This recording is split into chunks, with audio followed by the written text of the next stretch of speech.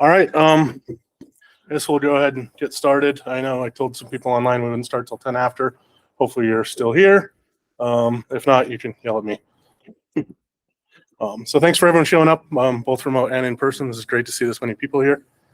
Little quick look at the agenda. We'll go over introductions, cloud adoption and integration journey, establishing an enterprise security foundation, securing your cloud adoption journey, best practices, and then E360 zero trust assessment. And then for those in the room, we've got a Nike event where you'll be able to design shoes. We're gonna have lunch. And then for restrooms, it's kind of straight across the way, but you'll need someone with a Google badge to be able to get there and back. So just flag one of us down, we can walk you over. For anyone remote, I'm assuming you know how to use the restroom in your current office or home. Yeah. All right, so quick introductions. Unfortunately, Christine Villanueva, who was supposed to be here today, is our head of security program, had a last minute emergency and can't make it.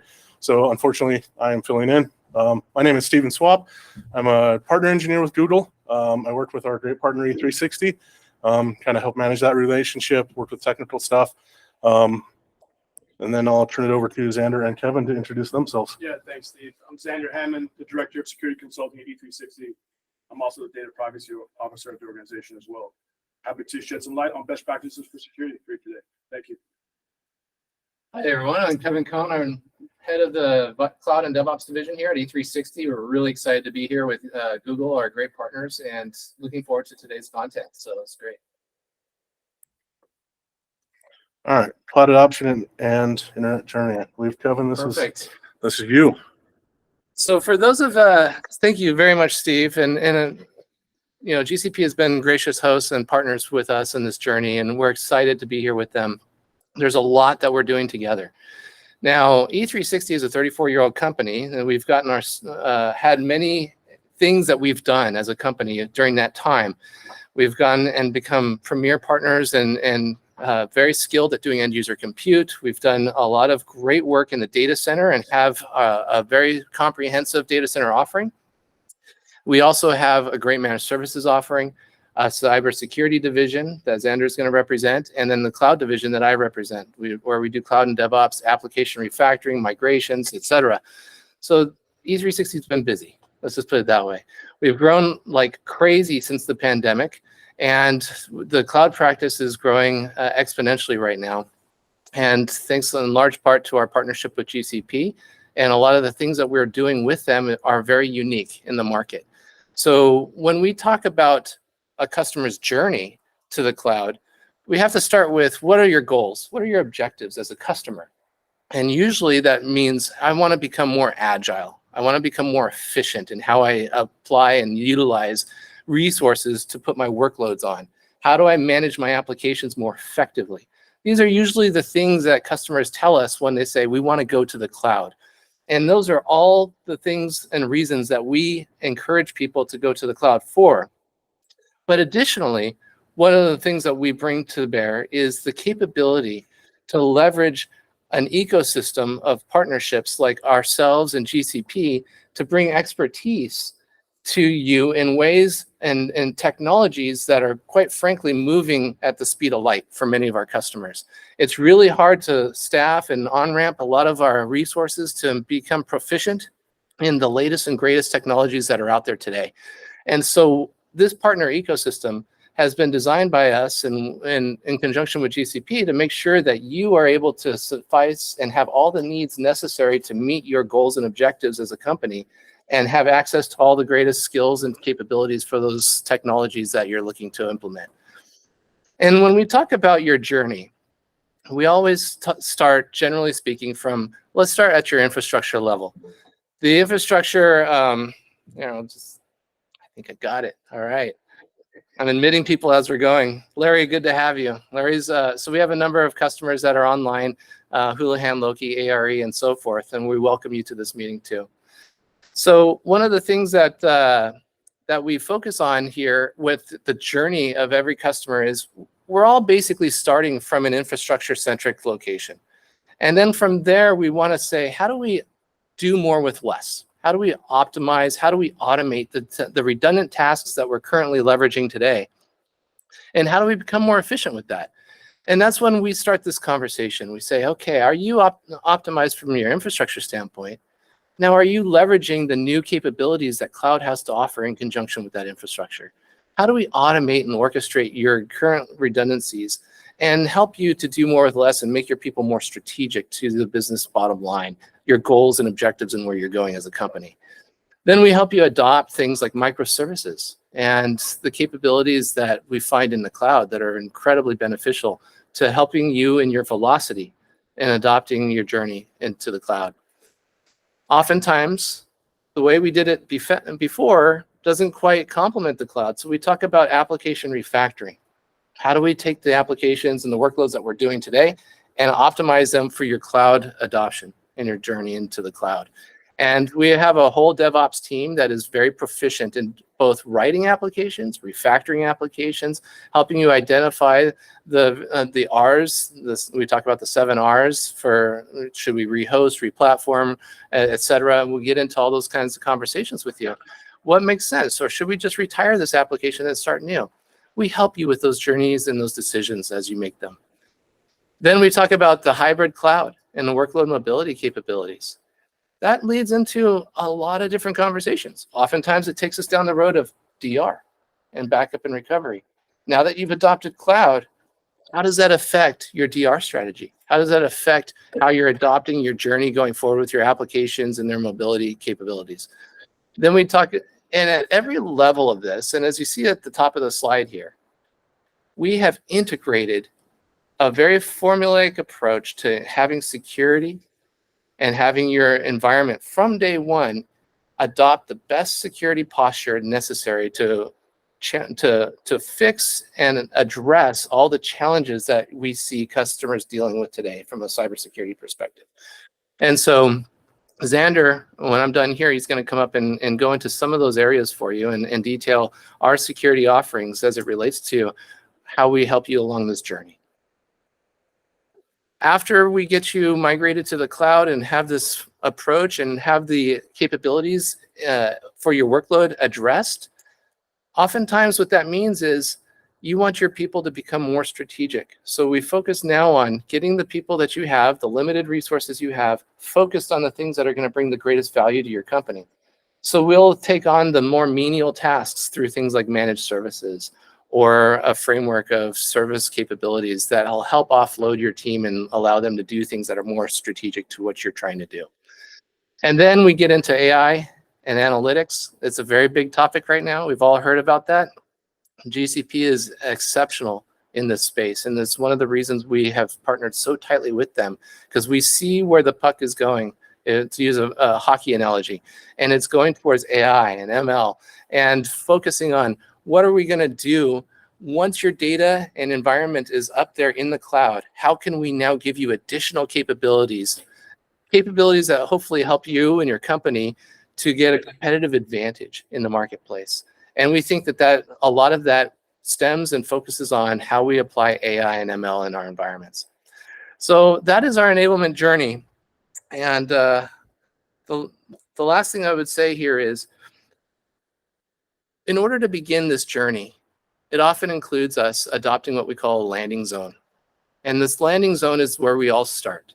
A landing zone is essentially setting up a data center, for lack of a better analogy. If you're going to stand up a brand new data center somewhere, and you'd have to get a building and procure the power and the cooling and the networking and all that stuff connected and built and integrated into your particular company's best practices and processes.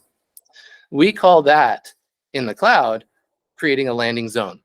A landing zone is essentially standing up your data center in GCP environment.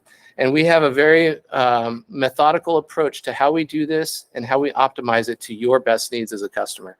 And when we do that, and when we instantiate your landing zone, we have a tight integration with our cybersecurity team, who is at our shoulder, working in conjunction with our efforts to make sure that you are the most secure practices possible. So on that note, I'm going to turn some time over now to Xander to kind of get into his parts of the conversation. Are there any questions? I don't want to just want to be a talking head. I'm happy to address or take any questions that any of you might have. And it's okay if you don't. Yeah, well, online too, for sure. Exactly. All right. And by the way, this is a panel. This is a discussion. Throughout the course of this meeting, we're happy to entertain any questions that you guys bring up. So by all means, let us know. Thanks, Ken. Sure, Xander. So we're going to talk about, enterprise security foundations. Before we get into that, we're talking about AI. I'm personally committed to developing an AI risk management program, E360. We're going to partner with GCP to help implement that using the NIST risk management framework. And it will be a pretty comprehensive approach to answer a lot of problems for now and the future as well. My background is in security and privacy, which is a very unique nuance where AI lives. There's a lot of cyber risk and legal risk involved with that. So just keep your ears and eyes out and open for that kind of content coming from E360 pretty soon. Well, let's talk about our enterprise security foundation. So one of the first questions we had for most of our customers, most people we come across is, what are our most important assets and how are we protecting them? Well, the best way to really figure that out is to do a critical asset inventory, right? To figure out what are our assets in our environment. What are the things that are most important to us and why? One of the best ways to do that is to go through a risk tolerance, practice or exercise to understand what your organization's level of risk is, what you're willing to commit to and what you're not willing to commit to. But going through the practice of inventorying all your critical assets will help you risk rank those assets and then prioritize those accordingly. So you can spend your best bang for the buck, if you will, protecting those particular assets. Did you want to chime in on anything? Or? Yeah, I think this is one that's important. Like everyone, security, different things are important to different companies. And so identifying what are those important things and look at questions like what happens if this data is compromised or what's the risk, and be able to ask those questions and help determine exactly what is important to you and then what we need to protect, right? And so it's kind of a tailored thing you want to do with it through these assessments. It's kind of like going through your house, right? Figuring out what are the most important things in your house that you want to protect. You got a bunch of doors, a bunch of windows. Do you need to lock them all twice? Maybe not. Maybe some things only once. Maybe things not at all. Some things could be automatically open for you. So the idea is to go through that practice and go through that inventory itself to understand what is important to you and what is critical versus important to you as well. Let's go on to the next question real quick. So, how do you know if your security controls are working? That's a tough one. Usually, the best thing to do is to have them tested, right? To do a pen test or what we call a penetration test or just some vulnerability scanning, perhaps even get a third-party independent audit or a risk assessment done for you, or elucidate some of the security control gaps you may have. Then once you know what those gaps are, then you can hire someone like us to help you remediate those gaps, right? So what do you have to say about that, Kev? So one of the things that I see in the cloud adoption journey is you want to go ahead and adopt the cloud. You want to put your workloads in it. And then we've all seen that commercial where everybody's going through the checkout line and they're all buying their stuff, and then the guy comes out and whips out his checkbook and it slows everything down, right? And then everybody has to wait on this guy to write the check and do that. I don't know. A lot of us are saying, "What's a check?" But one of the things we see when people are going on their journey and they're like, "Great, swipe my credit card, get an account, put my resources up there," and then the cybersecurity or your CISO says, "Stop! Hold on a second. What are you doing? What does this comply with our existing processes? Does this comply with what we have set up as our security controls within the company?" What we find very often is those controls that are defined by your CISO have maybe not included a lot of the emerging cloud capabilities of today. And so what we'll do is we'll come in, we have the cloud component figured out and have a very methodical approach. And we'll bring our friends in from the cybersecurity division, like Xander, in to talk to the CISO, and we'll bridge that gap between the infrastructure teams who are trying to deploy on cloud and your security team who's trying to put a hold on what you're doing until they find out what it is that you're doing and how that's defined and why it's not a risk to them or how we've mitigated that risk. And we'll have that conversation. So we look at this as a way to unstick something that is stuck often in companies. And so having a third party do that, I think we all might agree there's some wisdom in that, because there's often competing interests between infrastructure and cybersecurity. And having us come in and bridge that gap has been we're told constantly, hey, we were stuck on this for so long until you guys came in and had this conversation.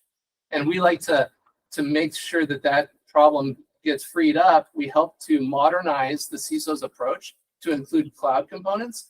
And then we get them to maybe even adopt additional cloud capabilities from a CISO perspective that maybe they weren't aware of, or maybe that they're now recognizing our best practices in the industry.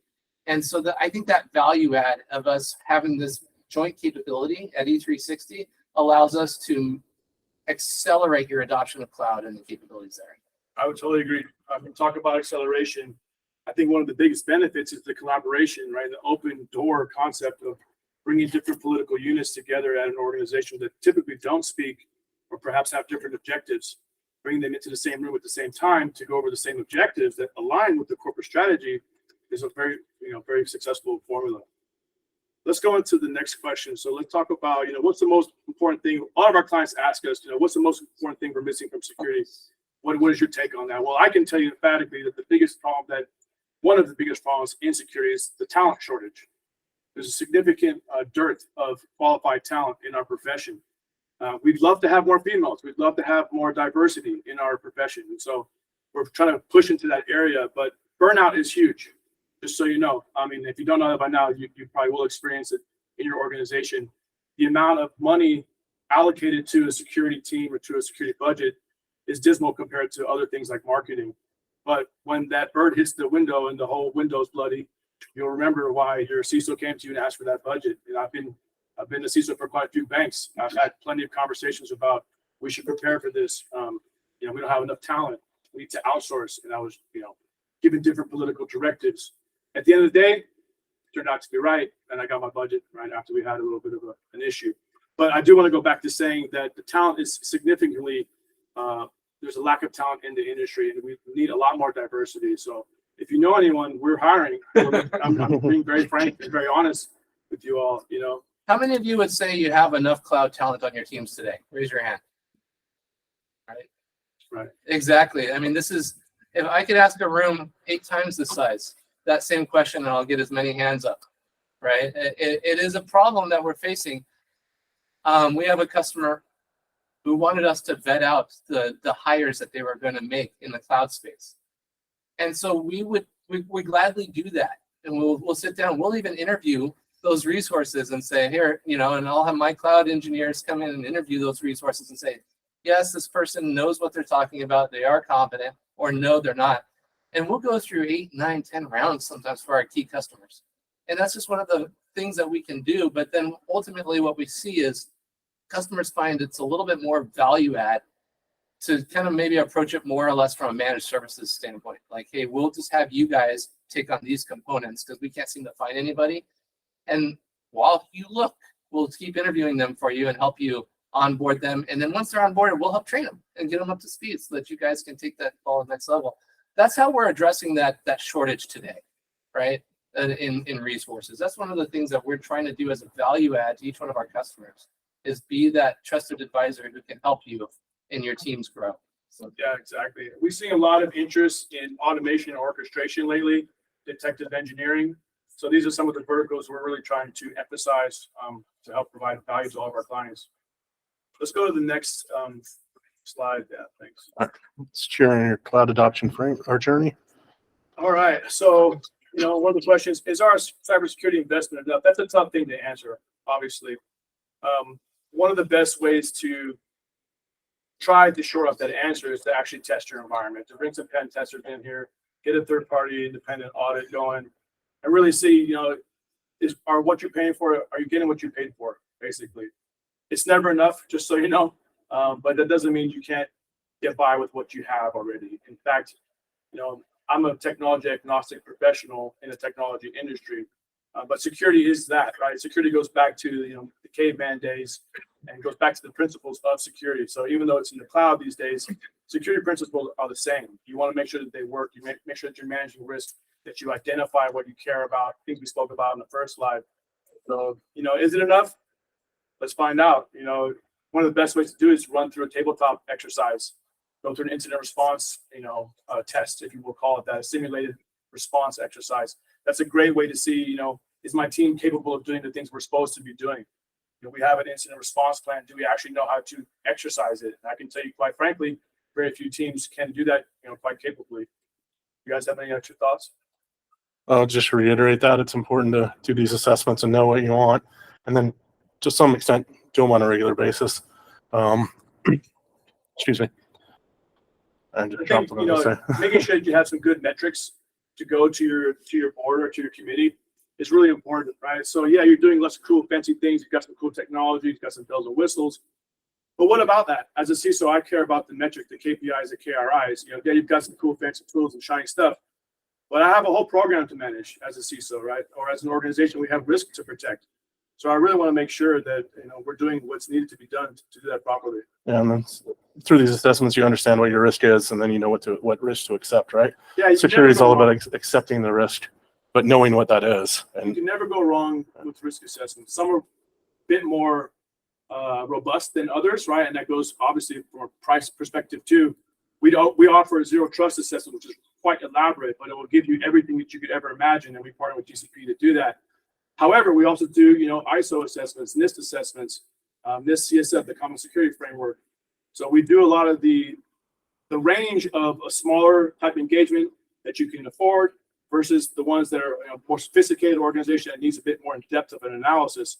We're also quite capable of doing that too. So back to what Steve was saying, it's paramount to make sure that you're doing risk assessments on a regular basis, if not like quarterly, semi-annually, at least once a year. When we're doing engagements with our customers, like I mentioned the landing zone, as soon as we've deployed the landing zone, we audit it. And we make sure it passes our cybersecurity audit. So if you're ever asked, yes, this is a clean environment. But what happens day two? As soon as I hand that landing zone off, we start doing things to it. There's something that happens, it's called drift, right? Just using an environment, there's some cybersecurity issues that crop up you might not be aware of. Hey, you're working on getting things accomplished. You're working about building workloads out. You're working on achieving your objectives. Drift is happening during that entire time. So we come in quarterly, especially when we're working with you, and we like to go in, perform a new audit. Let's take a look at what you're doing here and how far that drift has gone, and let's pull you back right on the tracks, if you will, to make sure that this doesn't get out of hand. But we like to be very proactive in this way with our customers so that we make sure that you're taken care of from a cybersecurity standpoint and that your cloud drift never goes too far before we bring it back in. And I'm from the Bay Area. We have this big bridge up there. It's called the Golden Gate. And you have to paint it. And then when you're done painting it, you have to go back and paint it again because the salt water is always eating it, right? And so the job's never really done. And the same with security in the cloud. The job's never really done. You're always going to have this drift. So we like to take that mentality from day one, realizing this, we can never call it done. It's an ongoing effort that we need to stay on top of to make sure you're taken care of. So, Great point. excellent point. All right. The next question here: should I integrate cloud threat protection? Yes. The short answer is yes. You want some cloud-specific anti-malware protection for sure. You really want to make sure your threat landscape, and going to the second or the third bullet rather as well, really want to make sure that your attack surface is managed properly. Mandiant does a great job of kind of threat hunting, incident response, the whole kit and caboodle.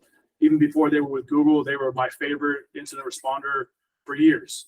They were the gold star, still quite frankly are. But I would try to turn you on to considering bringing Mandiant into your portfolio if you're not already.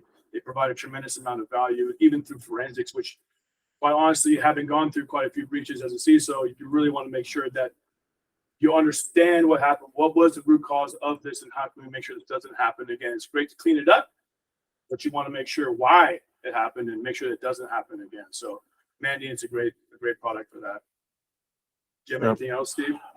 Yeah, just going on the lines of monitoring, you can't protect what you don't know. So you need to monitor it. You need to know where any vulnerabilities are and stuff like that. Right. And having So you can't somebody protect them. outsource that too can help you do that for you to leverage your time and your expertise on your team.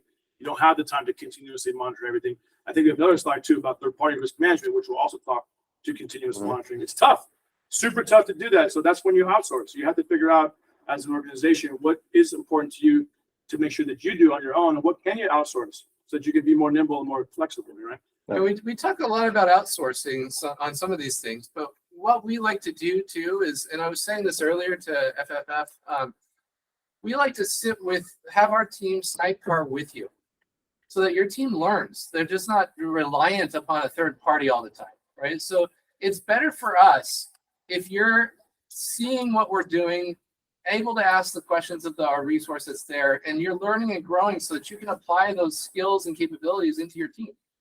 We love our customers to become self-sufficient in these areas.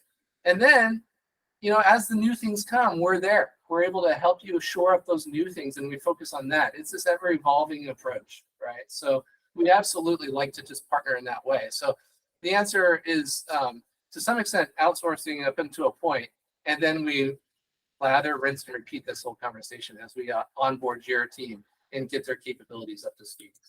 Expanding on that we're talking about it, AI is kind of also outsourcing support, right? So you have AI, trying to do 70% of what you need to have done for you. You're always going to need that 30% of human involvement. That's been the case for over a decade since AI has kind of really been growing its legs 10 years ago or so. It's still the case today. So as much AI as you want to bring in your organization, which I applaud you to do so, just remember that it's not going to fix everything. What it will do is help your staff as an augmentation device. It will help your staff learn how to use that tool, learn how to use it for you, and learn how to teach you how to use it as well. So I just wanted to share that as well. Great. All right, some best practices. Yeah, so this is what I was talking about, supply chain protection. This is really important. During the pandemic, I think we all realized how significant that is, the risk of the supply chain gone wrong, right? The Long Beach port was backed up for months. LA, the same thing. We had all kinds of inventory issues throughout the country as a result of the pandemic from supply chain issues, right? Here we are. So now we're in the 21st century where most companies have moved into the cloud. We want to make sure that our vendors are being managed appropriately. Almost every single company out there is a tech company, believe it or not. The old mom and pop shops, they still exist, but let's be honest. Most companies today are doing work with technology. So you're going to be trying to figure out third-party risk, fourth-party risk, fifth-party risk. There are tools out there to help you do that.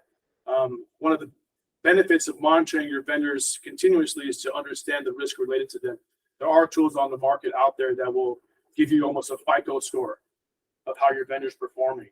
And that will help you elucidate what is important to you and what, if they're going to be in a higher risk ranking now, it will pick up information. Those platforms will tell you whether or not the company that you're working for, the vendor you're working for, has been breached or not. You know how often the vendor's going to tell you they've been breached? 0, right? You go through those questionnaires, you go through those conversations. I can't share that with you today. I'm not going to comment on that. That kind of gives you the answer. You've probably been hacked, right? But to get the straight answer, some tools out there will give you that information and allow you to monitor vendors on a continuous basis. Particularly when you get breached, you want to know what the supply chain is going to look like. What was it? The financial services, SolarWinds. That was a big one. We saw how far back the supply chain got clogged as a result of that. So third-party risk management is huge right now. It's big and it should be.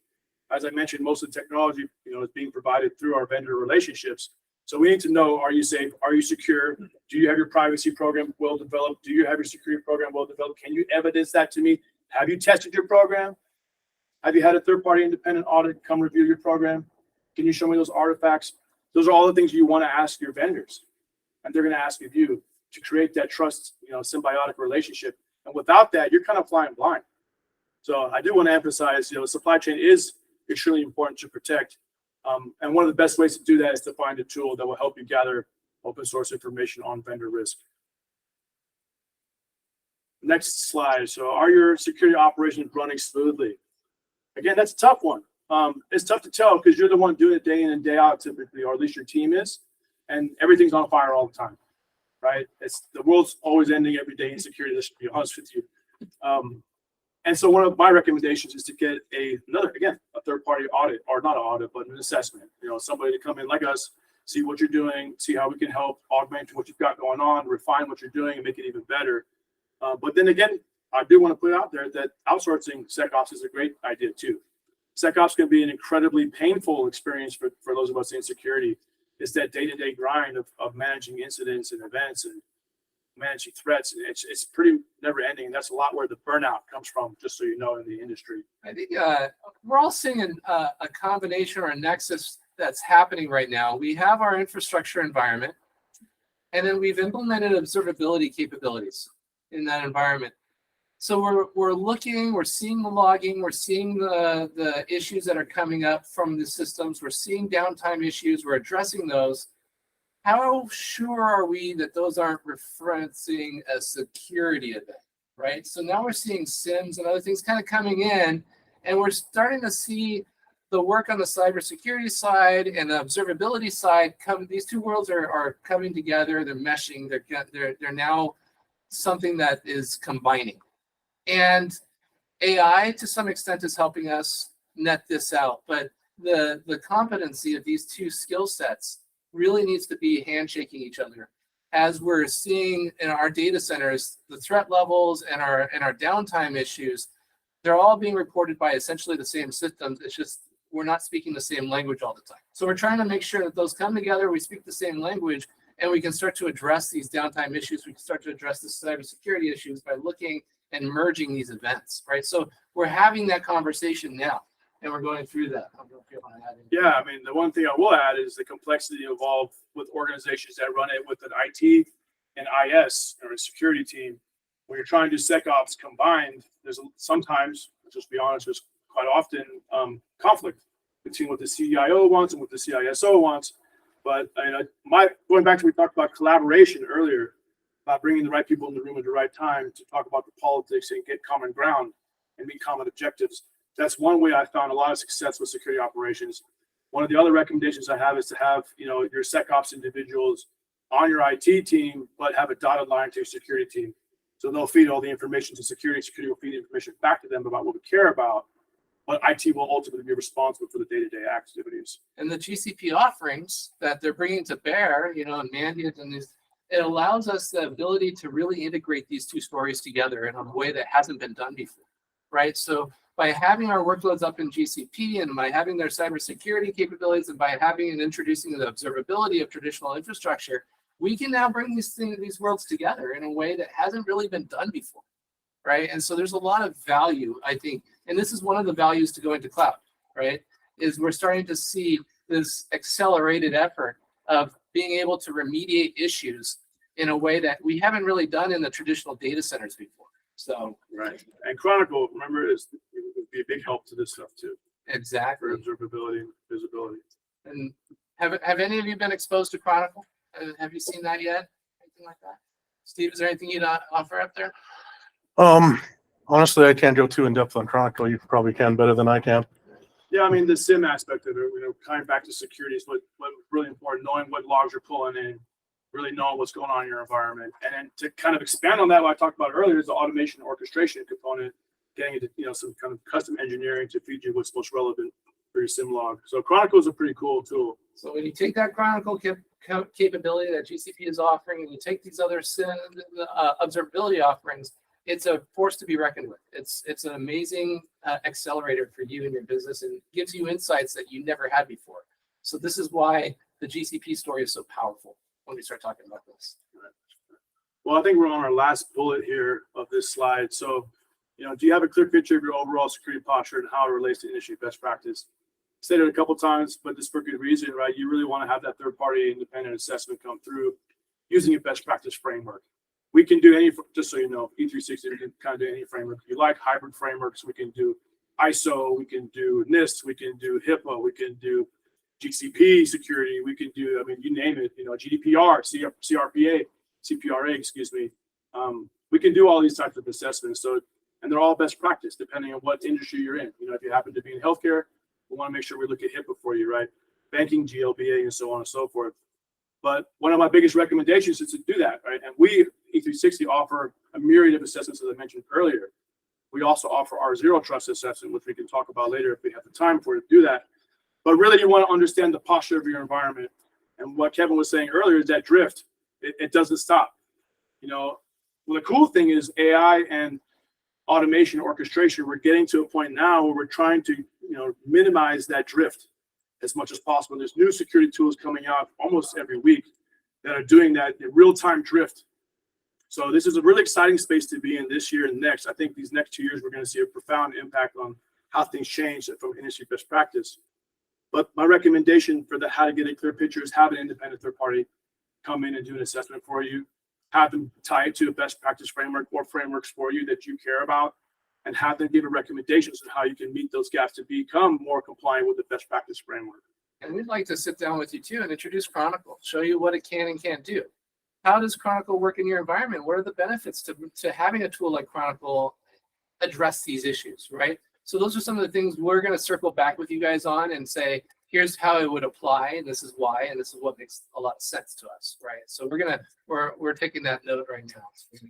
So It's like we talked about addressing drift, but then using the tool, the automation, the monitoring, auditing, that you can continue to detect that and continue to have a good security posture. Right. I had a question. Yeah. You talk about the artificial intelligence tools that are out there. Of course, there's also still a lot of other things that have to go involved in terms of understanding the security posture of an application. Like, we can't do this update, and here's why, right? Are those tools going to have that capability of adapting to that problem, right? These services can't get upgraded. These services can't be meeting that security posture. You name it, you got it. For sure. It's going to happen, right? It's inevitable, to be honest with you. Every single day, as you quite well know, probably, right? Google is coming out with new AI stuff all the time. It's almost moving so fast we can't report on it accurately. So back to your question, Al, yeah, that's going to happen. All this automation orchestration that we're seeing is more custom engineering to help your environment. So for a use case like that, which is rather common, I can guarantee you that will come out. And even right now, there's application security posture management tools out there that show your architecture drift, will categorize your risk based off the criticality of the exploits within your application landscape. So there's a lot of different verticals going on right now. They're trying to achieve the same thing. And we're seeing a confluence of different verticals coming together. And that's going to continue more and more and more, especially with AI. And the cool thing about AI, I think is pretty cool, is bringing in a myriad of stakeholders throughout your organization. Where once you would typically bring in your security professional, perhaps your privacy professional, perhaps your IT professional, now you're going to have to bring in legal, HR. You're going to have to bring in finance. You're going to marketing. Everything the company does, everybody's going to want a piece of the AI action. So there will be a lot of customization involved. one of the things we also want to bring to bear is the CISO in your organizations today have a little bit of a blinder on. They don't have a ton of visibility that they would like, and that makes them very nervous. And that's why they clamp down, and that's why they implement these policies, and that's why they're very much a blocker to a lot of things. How about if we had a reporting or feedback mechanism that we could send them the same alerts that you're seeing through tools like Chronicle or whatnot, and get it ahead of that so that they can see and report and have a remediated action that is effective when these issues come up? Would that make them feel more comfortable? Would that make them feel like you have a better control over your environment? So those are some of the things and proactive approaches we would like to take with your customers, with our customers, and with your, I know you're serving as IT, you have all these internal customers, including the CISO, right? And when you start focusing on how can I alert him and show him that I'm being proactive as best I can with cybersecurity, and you're now his partner, how much will your work accelerate together, right? So we're changing the perspective and the paradigm that has historically limited accelerated offerings in the IT space by informing and bringing into the one area these groups that have diametrically been opposed historically. So we're trying to make sure everybody's on the same page because it's in everybody's best interest to be secure, right? And so we want to demonstrate that, and we want to do it in a way that doesn't block our adoption of technologies so that our projects can continue to happen at the velocity we need them to have. Yeah, thank you for expanding on that. You know, I'm actually working with 2 clients right now that are trying to do just that. They're trying to be proactive and get in front of their CISO before the CISO hits them. Because they're getting, you know, it gets annoying getting your hand slapped once a month, once a week. You know you're doing everything within your power as your application landscape owner or whatever vertical you're in. But by the time the report gets to security, things have happened. And now security is hammering you for, you know, why is this not the way it should be? Why is this not remediated? You're doing the best that you can. So like I just said, I've got 2 clients up to the last 2 weeks that are trying to do just that. They're trying to get more automation and orchestration and engineering, custom engineering to get the alerts that are relevant to the CISO given to the SVP first so that he can be in front of the CISO's question. Doesn't have to get his hand slapped. Right? That gives him a lot of political clout. So there's some of those trends we're seeing. I've mentioned it quite a few times, the automation orchestration, the outsourcing of Mandiant, the use and the applicability of Chronicle, the necessity for third-party independent risk assessments and audits. These are the main themes of our presentation today. Any questions? Anything resonating that you guys have questions about? Yeah. I definitely have one. Because it's probably super simple, right? Because we're a footwear company. Okay? We work for Tom's, like Skip and Sure. So I've worked with a lot of consumer products companies over time. And I just want to lay out sort of a real world scenario, right? And that is first, like everyone's working. Second, we have limited marketing budgets and we hire 10 part-time marketing people on a limited budget. Third, we're doing a bunch of IT integration, right? And we've outsourced that to India, right? So let me just stop there. I'm glad you stopped me. That's the simple view, Yeah. right? That's the simple view. So it's very clear to our team that we could just come down hard on all of that and shut it all out and be safe, but we kill the company in the Right. process, Yeah. right? So my question is, how do you approach the level of risk and the conversation with all the people making those choices? They're like, Google what? Sure. Google what? I just need this nice person to do this over here and get it done because we need it for our company to move forward. We need it for our website. We need it for our product line.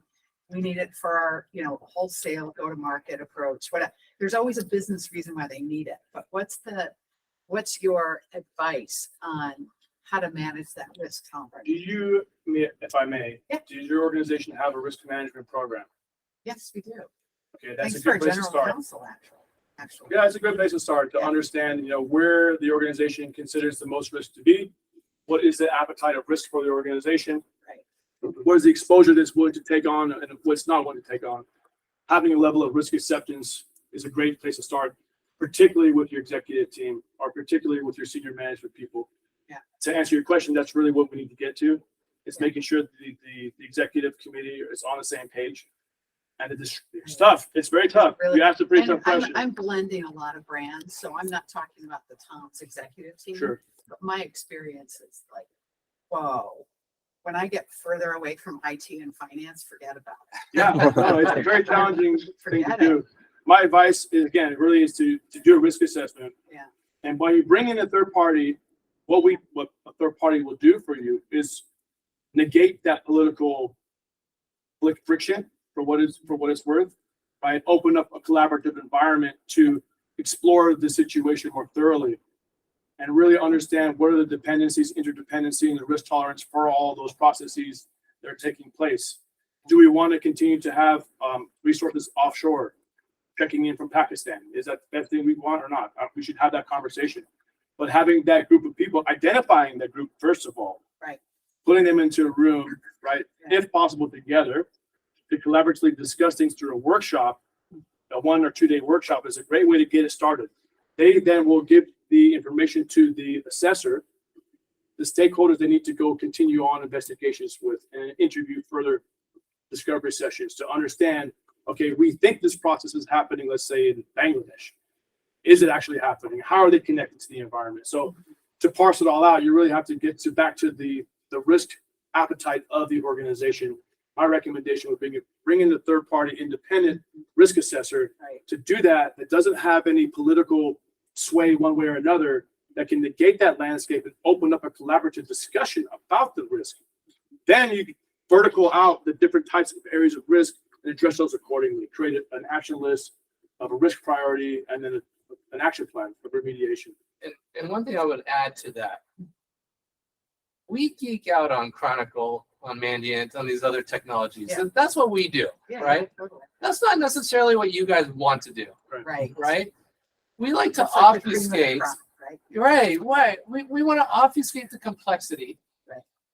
where it doesn't need to be necessarily your problem to understand all the complexity. We want to make sure we're providing to you a solution. That when you're coming in, here's how we're going to get you to your goal and objective of being secure. And we're going to compartmentalize that conversation of the more complex, here's how we're doing it, to the people that need to hear that. Right? Right. So we do draw that line. Yeah. Because there are certain audiences within your organization who really don't care how we're doing it, but they do care about that we do it and we do it well. Right. And that's why we've teamed up. Yeah, Sorry. Or I would say a couple things. The worst hack I've ever been a part of was like an Indiana-based developer, which I was laughing, right? I came in, I'm like, are you kidding me? It was like Indiana. So I'm not judgmental about Pakistan or Bangladesh. Bring people there, right? That's true. And the worst hack I ever had came from a guy who left the door open. His work in That's all it takes. Indiana. Unfortunately, that's all it takes. Anyway, on a side note, I can imagine the frequency with which we do this. Like, you know how hard it would be for me to get the Of course, I do know how hard. executives I together. do know how hard it will be. They would be like, hey, once a year for 15 minutes, right? Before whatever, right? So we can, if we start from that, we can be doing a bunch of work in the background without shutting everything down. Right. And it doesn't, just for what it's worth, the technology can be agnostic to your organization, right? Yeah. And you don't have to have a meeting every year to discuss the same thing for 15 minutes. Quite frankly, you could delegate out to a committee, right? All of these activities that could roll back up into the committee, that could roll back up into the executive suite, which would not bother them. Yeah. So, and it just, by the way, for everybody in the room, what she's mentioning is a rather delicate topic when you get to the executive level of a separate organization. Having everybody in the same room is very difficult to do, first of all, and then having them agree is even more difficult. Where the value add is having a third party come in to do that for you, or for anyone rather. We don't have any stake in the game. We care about your organization, not about the COO, not the CRO, not the CIO. It's about the organization's best interest. Right. And that often That's the value. neutralizes a lot of the potential friction. Absolutely. Okay, one more thing and then I'm gonna be quiet. No, you We're can gonna feel have a- free. We're here for you. Okay, the last thing is, there are a lot of third parties in our industry that cleanse transactions, right? So let's say, I've got a supply chain group. All your factors are gonna log in, you're gonna get POs, we're gonna cleanse everything. So we're not experiencing the same threat level as trying to connect directly to someone in Bangladesh. Don't want to choose in Bangladesh, but if we did, they're like sitting in the middle in like Silver Spring, Maryland, saying, don't worry, right? But there's a cost associated with it. So again, that goes into my risk, right? Right. That goes into my cost benefit. Yes. So if I deem the factory in Bangladesh to be low risk, it doesn't make sense to pay for the Silver Spring, Maryland third party that's going to cleanse their transactions. Yes, technically you're right. However, right, there's a lot of caveats to that. So this depends on your organization's risk tolerance and risk appetite. Right. If that's been established and published and socialized, you're good. Right. I mean, you want to accept it, go ahead and accept it. Right. But if it hasn't been established and it hasn't been socialized Right. or really brought around the organization, I would recommend that you take a different approach. Any other questions? Okay, great. Do we have any time where we?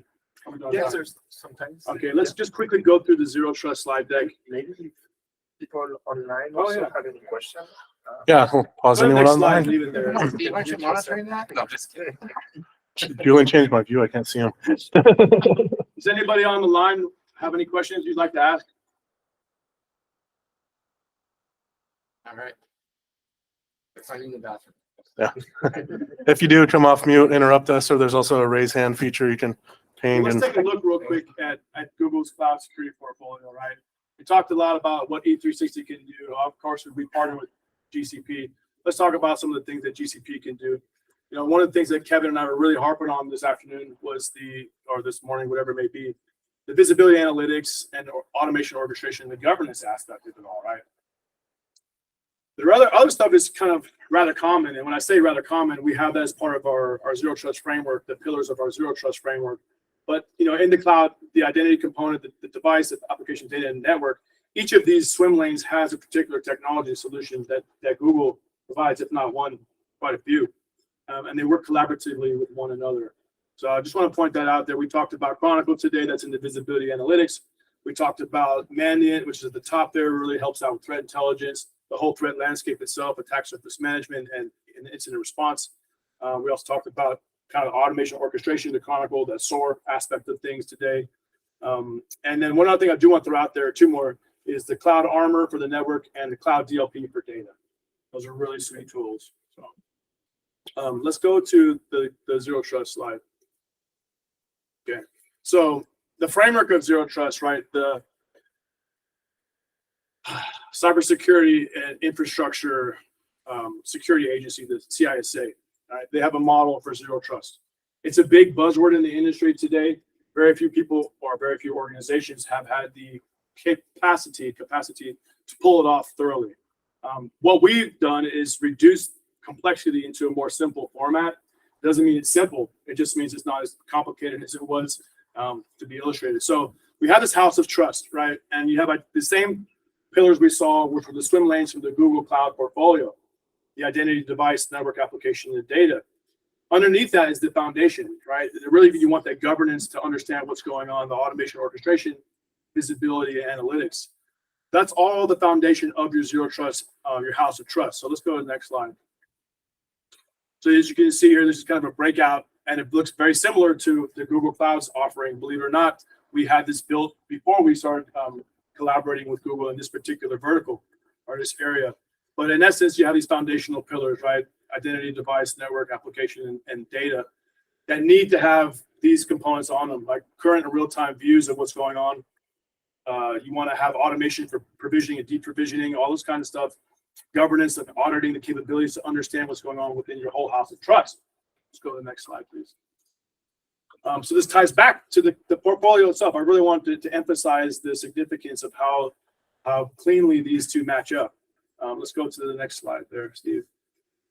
All right, so what we're looking for about the assessment itself, we want to find out what capabilities does an organization have? What capabilities do you have as they relate to these particular layers, right? Where you're going to use this model that the CISA came up with, traditional, advanced, and optimal.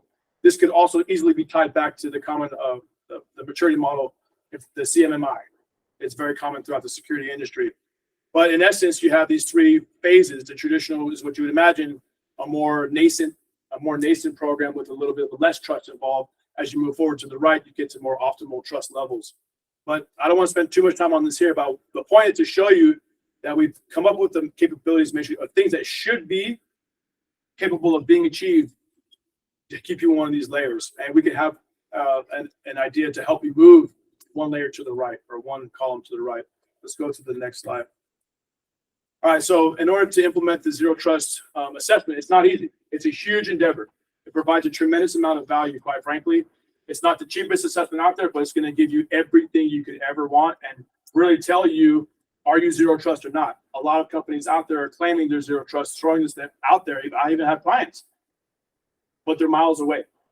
So they're misrepresenting where they are, and that can get dangerous. You can get by with that for a little while, but you start throwing things around there like Zero Trust and you get called out for not having that, it could be really bad publicity, right? It's bad reputation day. So how do we go about conducting the assessment? We will obviously coordinate with the organization themselves to understand, where are you currently?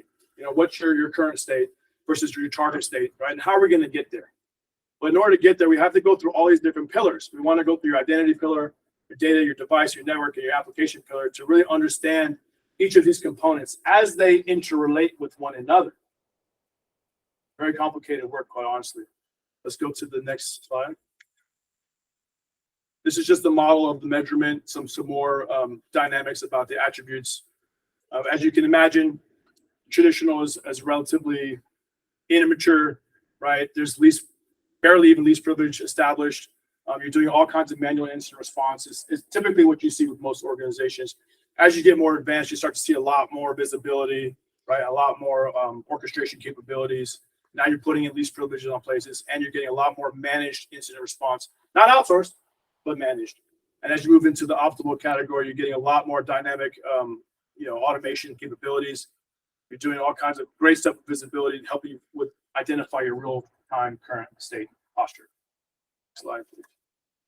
All right, as an example of what you can see in output, this is oversimplified, but sometimes CISOs like this, including myself, you get a lot of heavy work that goes into a very complicated assessment. The last thing you want to see is a 50-page Word document.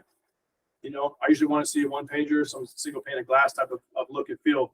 But this is a mock-up of what you could expect to see as a result, super high level, where you are, where you want to go. That's conversations we would have with you as an organization. Where do you want to go to level 3, level 4, level 5, level 2? Typically, we recommend at least 1 to the right, which would take it from 1 to 2 or 1 to 3. Ultimately, you have a derived benefits out of doing what we recommend for you through your remediation, which will help get you to your future state, right? And the remediation roadmap would include some technologies that may or may not be TCP, but as you can see, there's quite a few complementary areas that could absolutely add value to your organization and to your program. Let's go to the next slide there, Steve. This is an example of what we would go through for the identity pillar itself. The capabilities there on the bottom left, the visibility and automation and governance capabilities. We would then kind of identify, we would absolutely identify the authentication, identity stores, risk management aspects of each of these parts of the rating system within your organization and do that for every single pillar. Ultimately, we would come out with like I said, a rather large Word document that will have all the specifics in it, but it will roll up to a very simple format in an executive summary.